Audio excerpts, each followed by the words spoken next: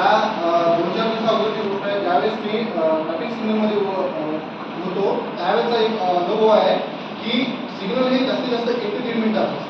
त्या 1 ते 1.5 मिनिटाच्या सिग्नलमध्ये सुद्धा आपण शांतपणे आपली गाडी बंद करून उभं राहू शकत नाही. एवढं धैर्य आणि एवढा समय आपल्यामध्ये नाही.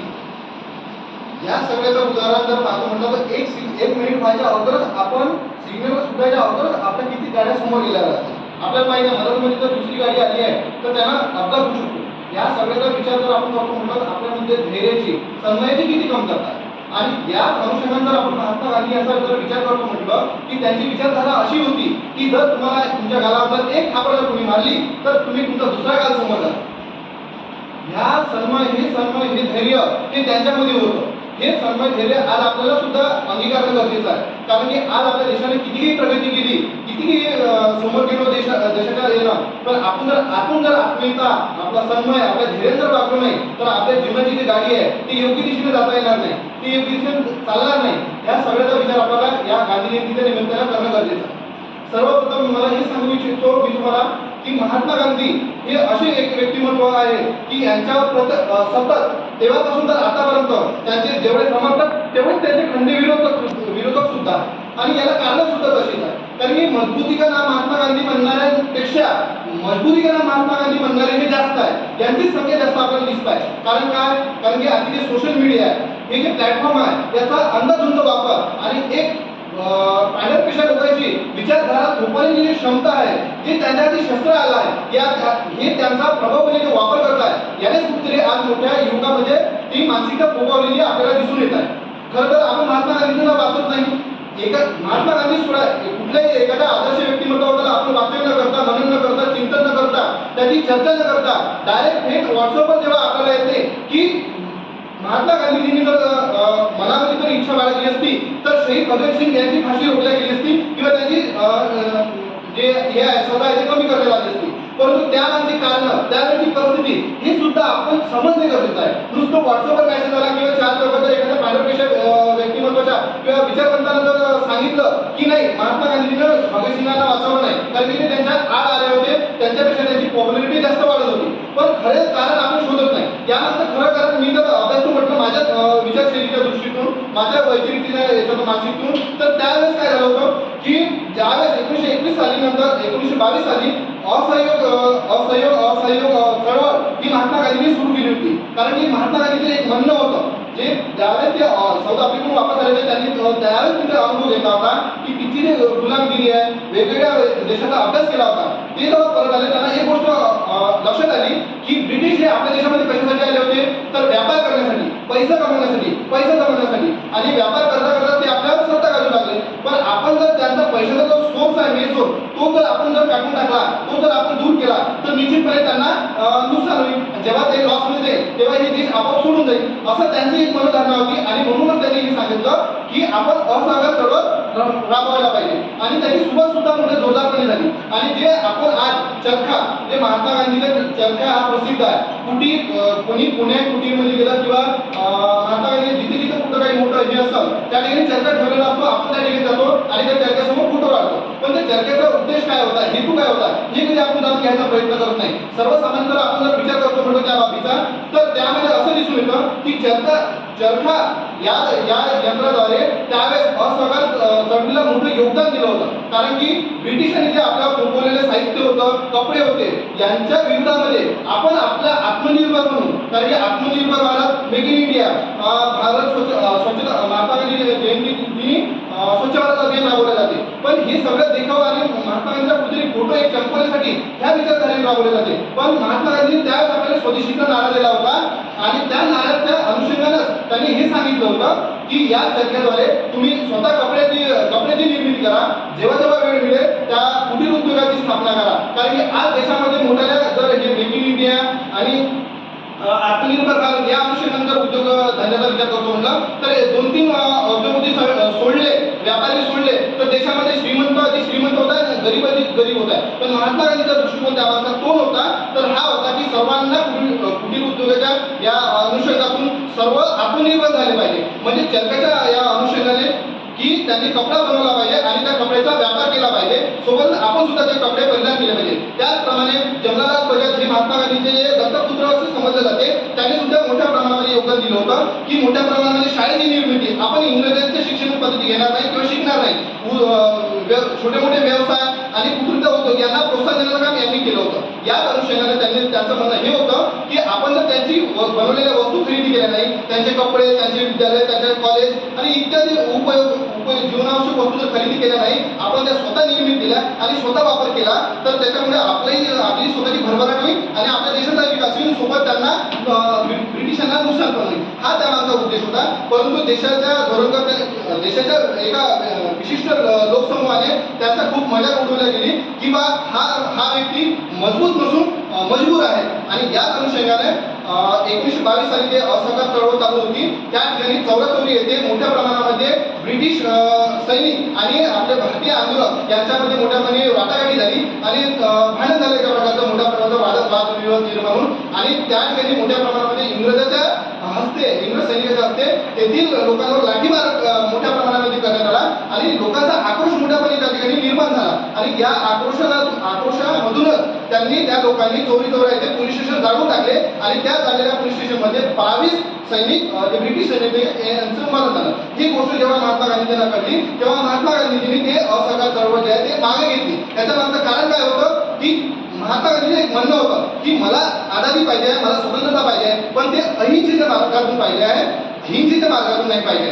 जगाच्या पाठीवर जर काही जर अपवाद सोडले तर जगाच्या पाठीवर आपली भारतीय स्वतंत्रता आहे हे अहिंसेच्या मार्गाने मिळवणारी एकमेव सुरुवातीची स्वतंत्रता आहे असं आपल्याला पाहता येऊ शकते. पण त्याच्यामध्ये काही अपवाद सुद्धा आहे, कारण की प्रत्येक विचारधारेला मानणारेच लोक असलेच पाहिजे अशी गरजेचं नाही. आणि त्यासमोर जर दुसरा महत्त्वाचा मुद्दा जर हे पाहत म्हटलं, त्या चौराचौरीच्या घटनेतूनच जेव्हा महात्मा गांधींनी ही असहकार चळवळ मागे घेतली, त्याच वेळेस पूर्ण भारतामधलं जे संघटन जुळलं होतं की एक असहकारच्या निर्मितीतून मोठ्या प्रमाणामध्ये त्यांना जे हे भेटत होतं म्हणजे सहयोग भेटला जाता, तो कुठेतरी सहयोग होतच चालला होता, कारण की महात्मा गांधी ती असहकार चळवळ मागे घेतली होती. याच अनुषंगाने चंद्रशेखर आझाद आणि भगतसिंग सारखे जे हे होते क्रांतिकारक होते, यांनी महात्मा गांधींना सुरुवातीला सपोर्ट केला, पण नंतर त्यांच्या विचारधारेशी हरकत घेऊन आपण हिंसेच्या मार्गाने किंवा शहीद भगतसिंगांचं सुद्धा म्हणणं होतं की देशाला आझादी प्राप्त करण्यासाठी हिंसा ही सर्वात शेवटचा मार्ग असेल. परंतु महात्मा गांधींनी जेव्हा हे असहकार चळवळ मागे घेतली, तेव्हा त्यांना सुद्धा कुठे वाटायला लागलं होतं की हे आपल्याला भारत अजूनपर्यंत स्वतंत्र होण्यासाठी भरपूर वेळ लागेल किंवा मिळणारच नाही, म्हणून त्यांनी हिंसेचा मार्ग आणि हे केला आणि त्याप्रमाणे सेंट्रल याच्या असेंब्लीमध्ये बॉम्ब टाकले. आणि याच्या सर्वांचा जो हे पाहतो म्हटलं तर ब्रिटिशांनी त्यांना पकडलं. आणि त्यावेळेची जर गोष्ट पाहतो म्हटलं तर महात्मा गांधींना विचारण्यात आलं होतं की तुम्ही यांच्यावर म्हणजे यांच्या कारवाईविषयी काही बोलता का, किंवा तुम्ही एक त्यांच्या हातून माफीनामा लिहून द्या का मी याच्यानंतर असं करणार आहे. तेव्हा महात्मा गांधींनी स्पष्ट शब्दांनी सांगितलं होतं, जे भगतसिंग यांनी केलं त्यांचा मी आदर करतो, कारण की ते त्याच्या देशासाठी लढत आहे. मार्ग कोणताही असो, मार्ग त्यांचा वेगळा आहे, माझी विचारधारा वेगळी आहे, पण त्यांच्या कार्याचा मी सन्मान करतो. परंतु याचा अर्थ असा नाही की मी त्यांच्यासोबत सहभागी आहे, कारण की माझं अस्तित्व काय राहणार आहे, माझ्या देशाला स्वातंत्र्य मिळवण्याची माझी इच्छा आहे ती कुठे जाणार आहे. म्हणूनच त्यांनी त्यावेळेस माफीनामा ह्या भगतसिंगाच्या हस्ते लिहून दिला नाही, कारण की त्याचं म्हणणं असं सुद्धा होतं की भगतसिंग ही वारंवार असे घटना करणार नाही किंवा घटना घडून आणणार नाही, याची शाश्वती याची जबाबदारी मी कशी का घेणार आहे. म्हणूनच कुठेतरी हे प्रकरण त्यांनी त्या मार्गाने सोडण्याचा प्रयत्न केला. परंतु भारतामधील बऱ्याच लोकांनी हे विचारधारा घेतली की महात्मा गांधींच्या म्हणण्यानुसार ते सुटत होते पण सुटले नाही. पण भगतसिंगांचं सुद्धा हेच म्हणणं होतं की आम्हाला फक्त आता फाशीवर लटकायचं आहे, ना की आता आम्हाला जास्त दिवस जगायचं आहे, कारण की मी जर एक भगतसिंग गेला तर हजार भगतसिंग तेव्हा जन्माला येणार आहे, असं त्यांची एक विचारधारा होती. प्रत्येक ठिकाणी प्रत्येक गोष्टीमध्ये वेगवेगळी विचारधारा आहे. महात्मा गांधींच्या जीवनामध्ये असे बरेच डाऊनफॉल आलेले आहे की त्यांना त्या ठिकाणी मजबूर समजला गेला आहे. त्याप्रमाणे जर आपण पाकिस्तानची जर फायली पाहतो म्हटलं तर जिन्नामुळे हे मोहम्मद जिन्ना यांच्यामुळे पाकिस्तानची एक वेगळा देश स्वतंत्र एक वेगळा पाकिस्तान झाला. परंतु यामागची जर कारण पाहतो म्हटलं तर कुठेतरी लोक आता महात्मा गांधींना जबाबदार ठरवत आहे. पण त्यावेळी परिस्थिती जर अभ्यासतो म्हटलं तर मोठ्या प्रमाणामध्ये मोहम्मद जिन्ना यांनी जे ब्रिटिश सत्ता होती, ज्यावेळेस आपल्याला स्वातंत्र्य देण्याची गोष्ट सुरुवात होती, त्यावेळेस मोहम्मद जिन्ना यांनी त्या ब्रिटिशांजवळ पाय पकडले की नाही, आम्हाला आमच्या मुस्लिम धर्मासाठी एक वेगळं राष्ट्र पाहिजे आहे. आणि याला महात्मा गांधींनी सुरुवातीला विरोधातच होते, परंतु जेव्हा मोहम्मदजींना आणि ब्रिटिश सरकार मानत होते,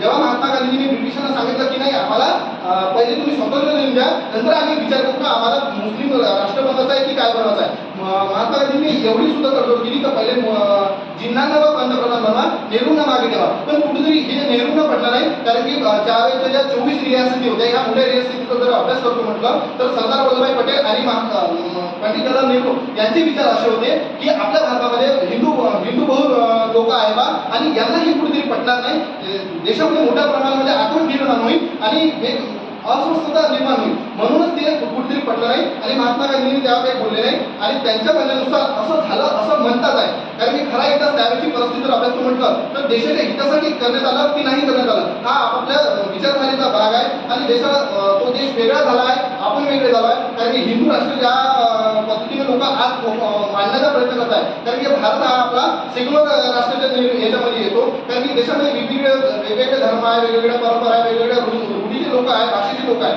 म्हणून हिंदू राष्ट्र हा मोठ्या प्रमाणामध्ये होऊ शकणार नाही. पण रामराज्य मानणारे हे महात्मा गांधीजी होते, पण कट्टरतावादी होते हे सुद्धा आपल्याला अभ्यासणं गरजेचं आहे. त्यासोबत जर आपण विचार करतो म्हटलं या बाबीचा की महात्मा गांधींनी या सर्वांचा विचार करूनच काही बाबतीमध्ये आपले निर्णयावर न बोलता मौन राहण्याची जी भूमिका आहे ती घेतली आणि त्यांच्या मौन राहण्याच्या भूमिकेवरच लोकांनी आज मोठ्या प्रमाणामध्ये प्रश्न उपस्थित केल्याचे आपल्याला दिसून येते. आता प्रत्येकाच्या विचारसरणीचा जर भाग पाहतो म्हटलं तर प्रत्येकाने आपापल्या विचारानुसार आणि आपापल्या क्षमतेनुसार त्यांच्यावर टीका टिप्पणी केली आहे, पण मारल्यानं मरल्या जात नाही किंवा मारल्या जात नाही तो गांधी असतो, कारण की गांधी ही विचारधारा आहे. जगाच्या पाठीवरती एकमेव असा हे आहे महात्मा गांधीजी की त्यांच्या नावावर जवळजवळ 90,000 पुस्तके लिहिली गेली आहे. 140 देशामध्ये त्यांचेवाले जे तिकीट आहे, पोस्टली तिकीट आहे हे छापल्या गेले आहे. याचं कारण काहीतरी असेल. नेल्सन मंडेला सारखा जो राष्ट्राध्यक्ष दक्षिण आफ्रिकेचा होता, त्यांची विचारधारा महात्मा गांधीची विचारधारा घेऊन त्यांनी तिथे कार्य केलेले आहे.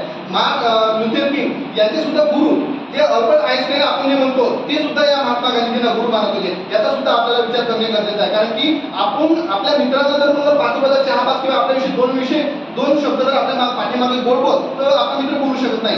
या माणसाला जर आपल्या भारतातच नव्हे तर संपूर्ण जगामध्ये जर विचार केला जात असेल, त्याचे विचारसरणी जर आचरणात आणली जात असेल तर त्या माणसामध्ये काही पोटेन्शियल होतं हे सुद्धा आपल्याला नाकारता येत नाही.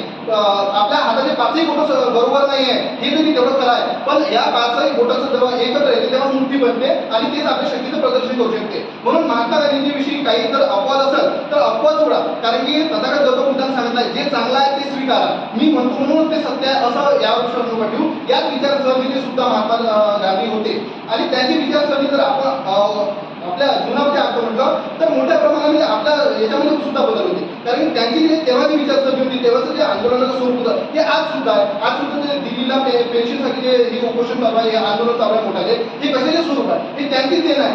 त्यांनी जे मुवमेंट सांगितलेले त्याच मुवमेंटच्या आधारावर ही मुवमेंट चालत आलेली आहे. आज जर आपल्याला एखादी प्रोटेस्ट करायची असली किंवा लॉंग मार्च काढायचा असला त्यांची मौन जे आपण जे मौन वृत्ती बाळगतो किंवा बोलण्याचा वेगवेगळे सत्याग्रह करतो हे सुद्धा ज्या काळामध्ये ब्रिटिशांनी मिठाचे भाव हे 24% वाढवण्याऐवजी 2400% वाढवले होते, त्यावेळेस महात्मा गांधींनी ब्रिटिश यांना प्रश्न विचारला होता की मीठ हे नैसर्गिक देण आहे, तुम्ही काही सेल्फ मेड तर तयार करत नाही, तुम्ही एवढा भाव कसा का वाढवला.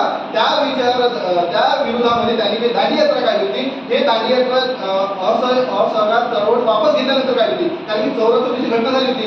त्यानंतर त्यांनी त्यातून धडा घेतला महात्मा गांधींनी आणि हे सांगितलं की त्यांच्यासोबत समर्थक अजूनही भरपूर होते, पण त्यांनी सांगितलं मला एवढं समर्थकाची गरज नाही, मला फक्त 79 समर्थक द्या जे माझ्या विचाराचे असेल आणि माझ्या विचारधारेने चालणारे असेल. की रस्त्यामध्ये जाताना जर ब्रिटिशांनी जर आपल्यावर हे केला मार केला तर तो मार सहन केला पाहिजे, ना की त्या विरोधात प्रत्युत्तर दिलेला आहे.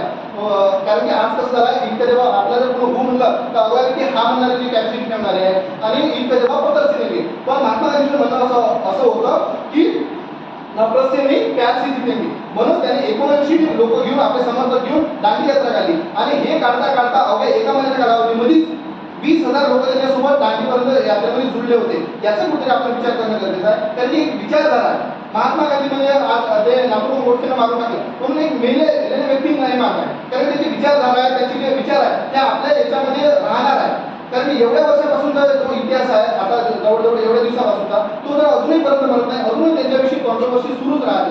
एक प्रकरण केलं का एक नवीन त्यांच्या जीवनाच्या त्यांच्या पुतळ्यासमोर गोळी मारली जाते, याला काय म्हणजे अर्थ नाही आहे. कारण की ज्या पुतळ्याची ज्या व्यक्तीच्या मेलेल्या पुतळ्याला तुम्ही गोळी मारताय आणि त्याच्यानंतर तुम्ही जे पेढे वाटता ते पेढे घेण्यासाठी सुद्धा जे नोट जे खर्च केली आहे त्या नोटीवर सुद्धा महात्मा गांधीजीच हे सुद्धा त्या विचार पायरेपेक्षा लोकांच्या विचारधारेच्या लोकांनी समजून घ्यायला पाहिजे. त्यानंतर जर आपण जर अभ्यास करतो म्हणजे सुरुवातीला तर त्यांच्यावरती जवळजवळ 400 पेक्षा डॉक्युमेंटरी बनलेले आहे. एखाद्या व्यक्तीचं जेव्हा चित्र केलं जाते किंवा रेखाटलं जाते चरित्र ते विनाकारण रेखाटलं जात नाही, कारण की त्याच्यामध्ये काही काही हेतू असतो, उद्देश असतो, तो व्यक्ती तसा असतो म्हणूनच काहीतरी त्याच्यामध्ये हे असतो. त्याचप्रमाणे जर पाहतो म्हटलं रिचर्ड हे नावाचा एक चित्रपटपटू आहे हॉलिवूडमध्ये, त्यांना 7 ऑस्कर भेटले आहे. त्याला जेव्हा विचारण्यात आलं की तुम्ही हे श्रेय कोणाला देता की तुम्ही कशामुळे भेटला, तो व्यक्ती सुद्धा सांगते की मला महात्मा गांधीजी यांच्यातून प्रेरणा भेटली आहे. ह्या एवढ्या सगळ्या व्यक्तिमत्वाला आज कुठेतरी टाळण्याचा प्रयत्न केला जात आहे आणि मोठ्या प्रमाणामध्ये देशामध्ये जे अहितकर गरजेचं नसलेलं धार्मिक तेढ निर्माण करणारं जे वातावरण आहे हे त्यांच्या विरोधात केलं जात आहे. मग तुम्ही नाथुराम गोडसेला सुद्धा चांगले म्हणणारे लोक आहेत. एका व्यक्तीला आपल्या सर्वांना जर आपल्या तल्लखुद्धीने विचार केला तर आपल्या समोर किंवा आपल्या मागे एका व्यक्तीने जर दुसऱ्या व्यक्तीचा जर खून केला असेल तर खून करणाऱ्या व्यक्तीला आपण आदर्श म्हणून मानू शकतो का? नाही मानू शकत. परंतु आज या भारत देशामध्ये सुद्धा त्या नाथुराम गोडसेचे समर्थक आपल्याला मोठ्या प्रमाणामध्ये दिसून येत आहे. विचारधारा कोणतीही असो, विचारधारेला हे केलं पाहिजे. म्हणजे एका व्यक्तीची जर विचारधारा वेगळी असेल तर त्याला संपून टाकणे हा कुठं पर्याय आपल्या सर्वसामान्यांच्या याच्यामध्ये नसायला पाहिजे. विचारालाच मारलं पाहिजे किंवा विचाराचं युद्ध विचारानंच केलं पाहिजे हे सुद्धा आपल्याला समजणे आणि शिकणे गरजेचं आहे. त्यासोबत जर आपण पाहतो म्हटलं ज्यावेळेस नर्मदा बचाव आंदोलन ज्यावेळेस आपण हे पाहतो म्हणजे मोठाले आंदोलन आहे हे सुद्धा ही त्यांची देण आहे, कारण की त्यांच्याच विचारधारेच्या आधारावर हे मोठ्या प्रमाणामध्ये आपल्याला आज लागू झालेले दिसून येते. या सर्वांचा एक उहापोह जर आपण सारांश पाहतो म्हटलं तर एकच की महात्मा गांधीजी मजबूर होते. महात्मा गांधी मजबुरी का नाम महात्मा गांधी का मजबुरी का नाम महात्मा गांधी हा विचार आपल्या सर्वांवर मी सोडवतो आहोत. याबद्दलचा विचार तुम्ही करावा आणि आपापल्या जीवनामध्ये जे काही त्याच्याबद्दल वाटत असेल ते आत्मसात करावं आणि मोठ्या प्रमाणामध्ये व्हॉट्सअप युनिव्हर्सिटीच्या माध्यमातून न अभ्यास करता मोठ्या प्रमाणामध्ये संदर्भ ग्रंथ वाचा. यातूनच तुम्हाला ते महात्मा गांधीजी काय होते हे कळण्यास मदत होईल. एवढे बोलतो आणि थांबतो. धन्यवाद. जय हिंद.